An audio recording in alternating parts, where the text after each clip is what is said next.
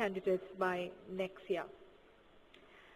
I now invite our next speaker, Lieutenant Colonel Retired Rohit Agrawal, Principal Consultant, Vocational, JKNS.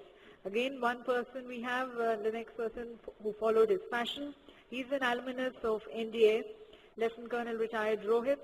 Pursuing his passion for learning and teaching, he took premature retirement from the Army after 20 years of service, and now he's engaged in skill development through a number of parallel initiatives. As Head Consulting and Training at the S. Chand Group, spearheads the group's partnership with International Finance Corporation, a member of the World Bank Group, for delivery of their global skills development programs in the country. Thank you, sir. It's a challenge to speak at the tail end of a two-day program for two reasons. A, everyone is waiting for you to stop so they can go. And B, because most of what you wanted to say and all the data and all the figures that you had carefully researched have already been covered by someone else. So you are left with very little to say. Having said that, there is also an advantage, and that is that you know that all the people who are sitting in front of you are sitting there to listen to you and not to listen to the next session, waiting for your session to get over. So thank you, ladies and gentlemen. Now, I will keep it very, very brief. I will keep it very, very short, since all the data and statistics have already been covered, like I told you. Yesterday, Mr. Chinoy spoke about the Prime Minister's vision of 500 million skilled workers by 2022. We are all aware of the initiatives that the government and the private sector is taking in these to meet that vision and to meet that aim. My question to you, ladies and gentlemen, is that if we are going to have 500 million skilled workers, where are we going to get the managers to manage them? Our B schools today, the total capacity put together is 1,75,000. That includes your A, B, C, D, whatever grade B schools. So that is our capacity to produce MBAs, 1,75,000. And these, in any case, will occupy the top end of the pyramid. So while the government initiatives are taking care of the bottom end of the pyramid, and whatever the formal education system for management is taking care of the top end of the pyramid, it's the middle of the pyramid which is extremely very important, the junior and the middle management, which is where I see a critical shortage, and that is an area which is really not being addressed very, very formally today. So I would like to leave you to ponder over that, A. B, now again, when we speak about whatever initiatives that are there for that particular segment, the good news for anyone planning or thinking of doing work in that segment is that there are no entry barriers. There are no regulators, and there is very little cost involved. You don't require infrastructure. The bad news, the content varies from the excellent to the unacceptable. So does the quality of the people who are available to deliver it.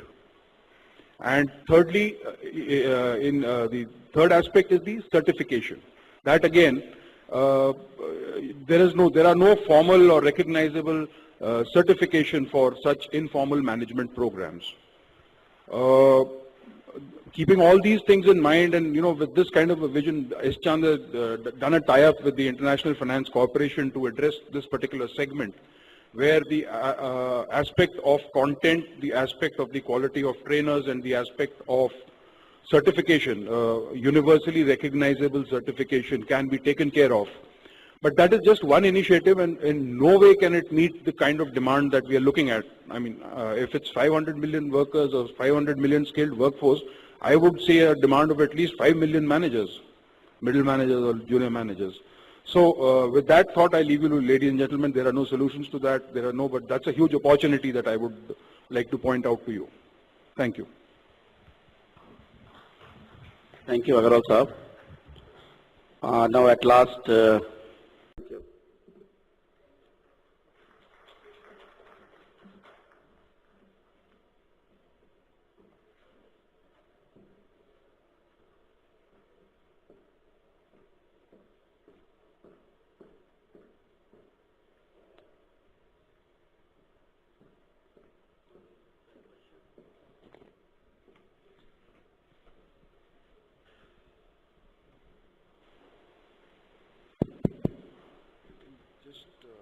Can we just have any questions if there are any?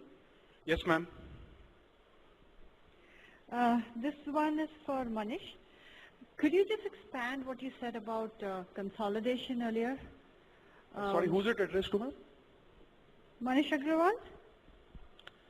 Yeah. You talked about consolidation earlier, and you talked about the small players not being able to cope up to either collaboration with the industry or being of a certain mark to get this government subsidies. So how many small players actually exist today? And when you talk about consolidation, are they actually being bought over by larger corporates? Is that what's happening? Did you mean that? Yeah, there are various things which are happening. Like there are many small players which are regional basis, which are in a state basis, which are not been able to tie up with the government or nor with the corporate. So either they are having a partnership with some other organization and becoming big. Like there are many small companies, they are remaining small, few are becoming larger. The smaller organization either do partnership or they are being acquired, or it will continue to happen that the larger player can acquire these smaller companies. So this consolidation I was talking about. You're not talking about the delivery partner center of excellence relationship. No. It's actually about a merger or acquisition or Yes, something like that. yes. Okay. Can I take another question? Yeah. This one is for Vivek, please. Can you please tell me more about the use of the tab in the classroom for English speaking, and what age groups and what kind of curriculum you handle? So it can handle actually all age groups, to answer your second part first. But, the two advantages having a tab in the classroom gives is, one is mobility, that, you can take it to classrooms. Second is interactivity. So for example, let's say, one of the applications that we're doing is students can talk to each other, and, each of them have a tab, and they can record their audio and video, and that in real time can be transmitted to the student, to the teacher's tablet, and the teacher can look at it or display it and give feedback. Now that's a fantastic example of how the tablet can be really leveraged. The technology is really leveraged. And as the cost of tablets come down and it becomes cheaper than a netbook or a PC, I think this, the usage of this can explode. And you're doing a subscription model? There are various financial models. We can discuss that Okay, offline. thank you.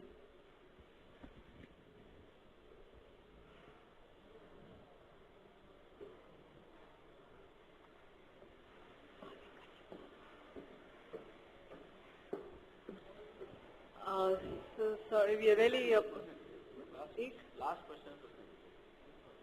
Okay, sir. Just try to be a little brief in the question. Hello, sir.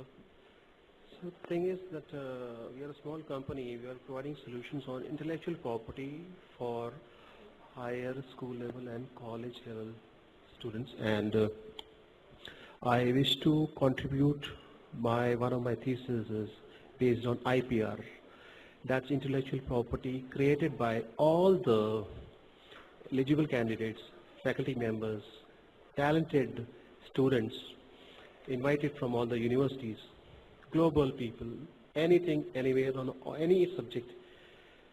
So we would like to present the thing. And today, when I am present here in the exhibition, I would like to contribute it. So in near future, I would like to visit the office of Ventures India. Please tell me, what is the scope of IPR in providing support to the student? Please, sir. Please, sir. I'm afraid that is not really what this track is about. So we will really not be able to, there was a session yesterday on the legal aspects, which would have been a better forum for you to have raised this issue. None of us are actually, equipped to answer that question of yours.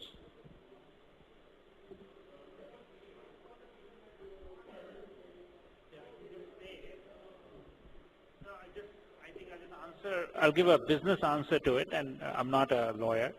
The business answer is having IPR is going to become far more and more important as we go forward. So far, in the Indian market, and Manish mentioned this, there's been not much differentiation, right? Good, bad, we don't know who's good, who's bad, tons of content, don't know which is good, which is bad. So I think the people who start investing, we've invested a lot of money in building our IP, and we certainly believe that IP is the way to go.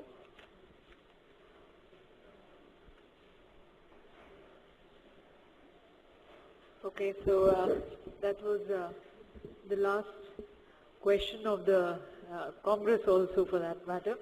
Thanks to the speakers, thanks to the chairperson. May I request the chairperson, Dr. Vasling, to kindly present the mementos to the speakers. Can we have the mementos? So thank you, all my panelists that